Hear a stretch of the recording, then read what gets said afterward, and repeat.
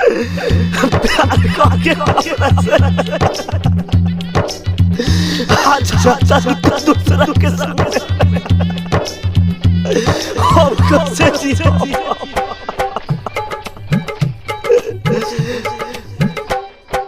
भइलू ना हमार ये जान अब लगा के मरम फसिया हो भइलू ना हमार ये जान अब लगा के मरम फसिया हो निकली जब डोली तोहार निकली जब डोली तोहार जाने जरी मोर लसिया हो निकली जब डोली तोहार जाने जरी मोर लसिया हो भइलू ना हमार ये जान अब लगा के हमार फसिया हो।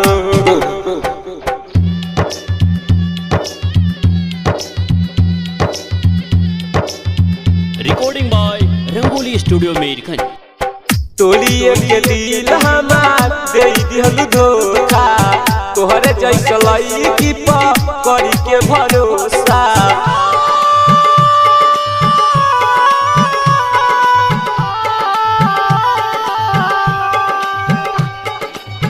तोलिए के दिल हमार दे दिहलु धोखा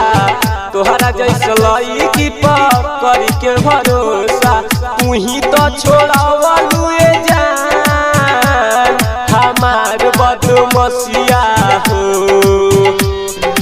तू ही तो छोड़ावलू ये जान हमार बदमसिया हो निकली जब डोली तोहार जाने जरी मोर लसिया हो निकली जब डोली तोहार जाने जरी मोर लसिया हो भइलू ना हमार ये जान अब लगा के मोर फसिया ये डीजे आजाद डीजे आजाद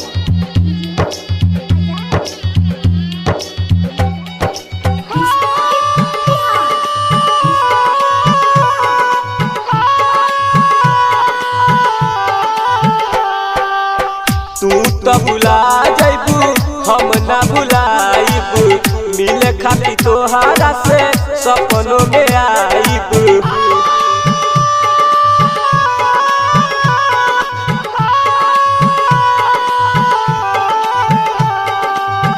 तू तो भुला जाइबू हम ना भुलाइबू तोहारा से मिले खाती सपनों में आइबू हम के बोलावत रहलू जब काटत रहलू घसिया हो हम के बोलावत रहलू जब काटत रहलू घसिया हो निकली जब डोली तोहार जाने जरी मोर लसिया हो निकली जब डोली तोहार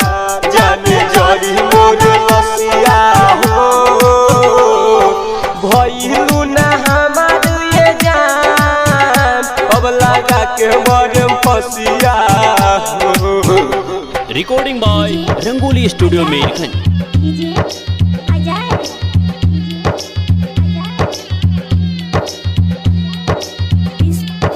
बिहार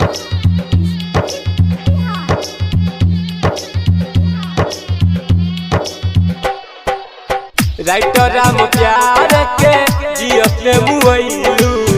राज प्रेमी के संगे ससुरा में गइलू